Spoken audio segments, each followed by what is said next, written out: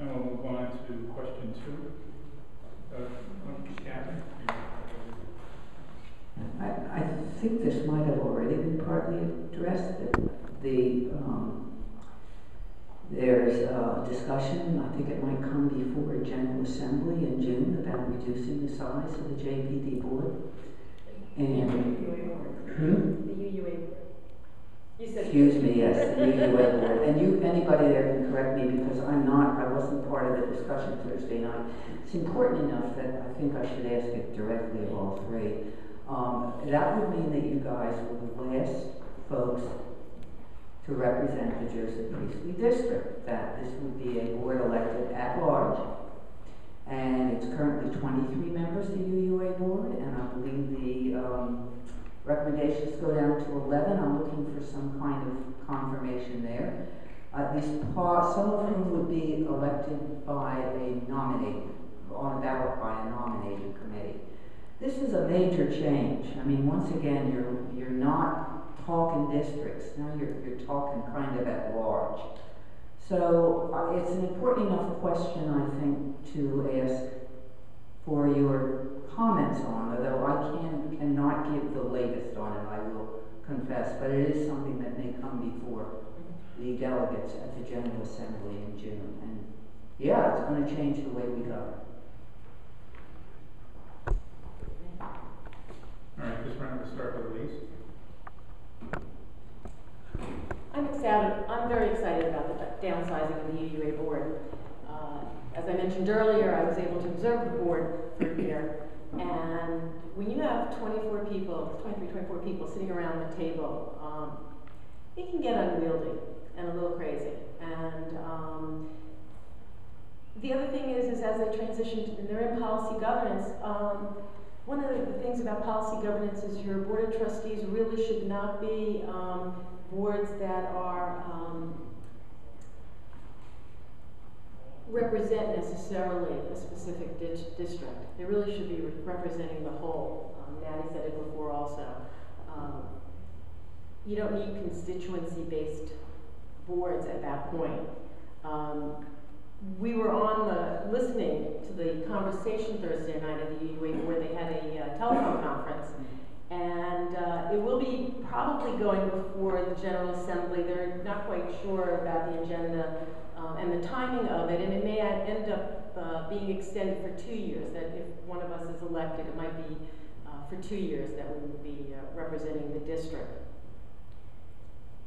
When I said before that the UUA board would be a visioning board, a policy governance visioning board, you don't need the numbers that they have now to do that. I'm not sure exactly how the process will work with the at-large election, but they're working very hard, and they have incredible groups of people that are working to make a proposal for that. One of the things that with the districts that maybe a lot of people don't realize, but the amount of money that we spend at the district level for district boards to meet is very expensive.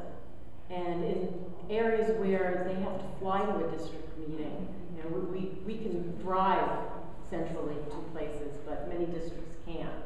And it's the same thing with the UUA board. Cutting down on the size will hopefully free up some money.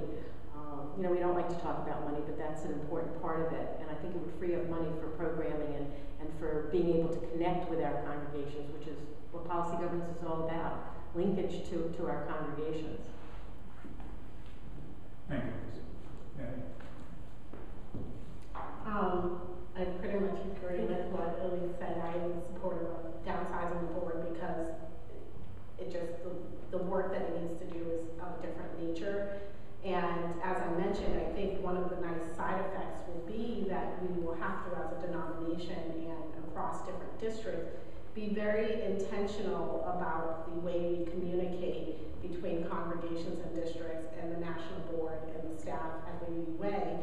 And there's going to have to be a greater degree of trust and probably a lot more effort in that linkage piece of making sure that the work really represents the congregations. I've been in very large boards, especially often that happens when we're trying to represent demographics, get a person to represent a specific identity group. I find that that doesn't always work. It makes it very easy for us to be lazy about making sure, does that person go back, if they're really representing that community, are they doing things that are consistent and methodical and authentic ways of getting input from that group they represent and bringing that to the table? Not always. Sometimes it's, I'm from that group and I'm sitting here in this meeting and I'm giving my opinion, but we as a collective are not making sure that we're staying in line with the needs of the people we serve.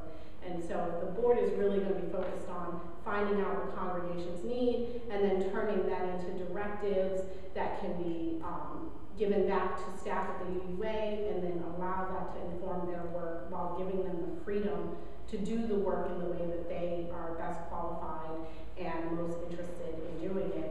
Then that can only be good for us, and I think that that will, it'll be a tough transition, I'm sure, as anything is, but I think it will be good for our denomination overall, and I look forward to seeing it actually become adopted. I hope this, whatever resolution they bring forward that helps change a lot of governance things for our denomination actually is supported by the congregations. Thank you, Diane. Ken? Like Elise and Deb, I'm also in favor of the downsizing of the board, but I recognize that the board has a certain amount of work that they perform, so there is also the reallocation of the work that the board's doing, allocation of that work to maybe staff work to the board, so there's a need to ask tough questions of every person, but board and staff, what's appropriate for each to do in terms of the respective roles. And so that's a tremendous undertaking. It'll take a period of time. So I'm in favor of it. I'm there because I would like to be there because I can ask the tough questions. When somebody cannot explain something clearly to me, I want to understand, and I will dig deep into that and bring out the issue. And there's a lot of work to be done, and I'm not afraid of hard work. So I will represent the district. And in terms of the transformation, I think we're all, three of us are aware that, you know, we could be voted off the island, if you will. I don't watch Survivor. I don't like the Survivor mode, and I don't think any of us do. We are here to serve for whatever period of time, and then see what's best for the UUA as we transform ourselves.